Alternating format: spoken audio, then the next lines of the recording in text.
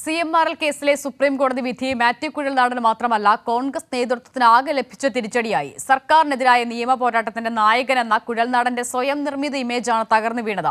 മാസപ്പടി എന്ന വാക്കിനെ മുഖ്യമന്ത്രിയുമായി ബന്ധിപ്പിക്കാൻ രാപ്പകലില്ലാതെ കഷ്ടപ്പെട്ട മാധ്യമങ്ങളെയും പുനരാലോചനയ്ക്ക് പ്രേരിപ്പിക്കുന്നുണ്ട് ഈ വിധി.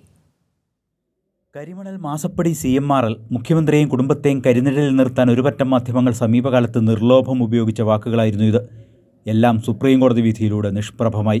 ഈ വിഷയത്തിലെ ആദ്യ വിധിയല്ല സുപ്രീം കോടതിയുടേത്.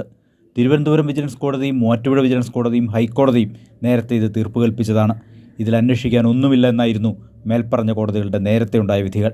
എന്നാൽ മാധ്യമ പിന്തുണയോടെ പുകമറ നിലനിർത്താനായിരുന്നു ഒരു കൂട്ടരുടെ ശ്രമം. കുഴൽനാടൻ്റെയും കൂട്ടരുടെയും ആ ശ്രമമാണ് സുപ്രീം കോടതിയും തകർത്തത്. ഫെബ്രുവരി 26 തിങ്കളാഴ്ച തൻ്റെ വാർത്താസമ്മേളനത്തിന് മുന്നോടിയായി കുഴൽനാടൻ സമൂഹമാധ്യമങ്ങളിലൂടെ പ്രചരിപ്പിച്ച ഒരു പരസ്യ കാർഡാണിത്. കേരളത്തെ ഞെട്ടിക്കുന്ന ഒരു പൊളിറ്റിക്കൽ ബോംബുമായി കുഴൽനാടൻ എന്നായിരുന്നു പരസ്യവാചകം. ബോംബ് നനഞ്ഞ പടക്കമായി മാറുന്നതാണ് കോടതി മുറികളിൽ കണ്ടത്. CPIM-നും മുഖ്യമന്ത്രിക്കുമെതിരായ നിയമപോരാട്ടത്തിൻ്റെ മുന്നണി പോരാളിയാണ് താനെന്ന പ്രതീതി സൃഷ്ടിക്കാനായിരുന്നു മാത്യു കുഴൽനാടൻ ഇതുവഴി ശ്രമിച്ചത്.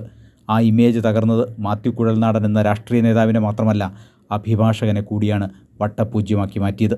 കുഴൽനാടനിൽ ഒതുങ്ങുന്നതല്ല ഈ തിരിച്ചടി. ഏറ്റുപിടിച്ച മുൻ KPCC അധ്യക്ഷൻ K. സുധാകരൻ, പ്രതിപക്ഷ നേതാവ് തുടങ്ങിയ മറ്റ് നേതാക്കൾക്കും ഇത് ബാധകമാകുന്നു. ഇനി അറിയേണ്ടത് കോൺഗ്രസ് നേതാക്കൾ മുഖ്യമന്ത്രിയോടും കുടുംബത്തോടും മാപ്പ് പറയുമോ എന്നതാണ്. മാപ്പ് പറയണമെന്ന ആവശ്യം CPIM സുപ്രീം കോടതി വിധിക്ക് മുൻപേ ഉന്നയിച്ചതാണ്.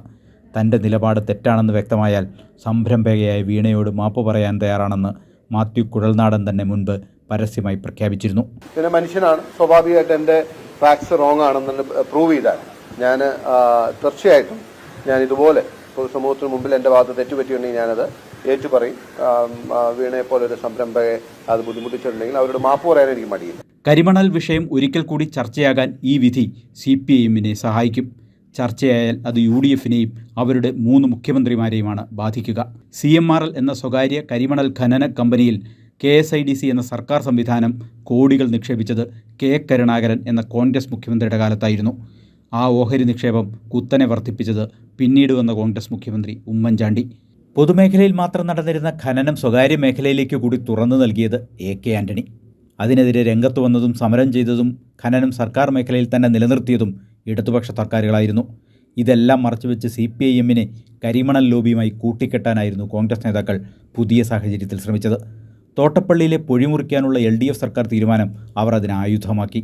സർക്കാർ തീരുമാനത്തെ ഹൈക്കോടതി സിംഗിൾ ബെഞ്ചും ഡിവിഷൻ ബെഞ്ചും അന്ന് പിന്തുണച്ചതുകൊണ്ട് കുട്ടനാട്ടിനെ വെള്ളപ്പൊക്കത്തിൽ നിന്ന് സംരക്ഷിക്കാനുള്ള സർക്കാർ ശ്രമം പാതിവഴിയിൽ മുടങ്ങിയില്ല. അന്നും സർക്കാരിനെതിരെ ഹൈക്കോടതിയിൽ ഹാജരായത് മാത്യു കുഴൽനാടനായിരുന്നു. സാലി മുഹമ്മദ്, കൊച്ചി.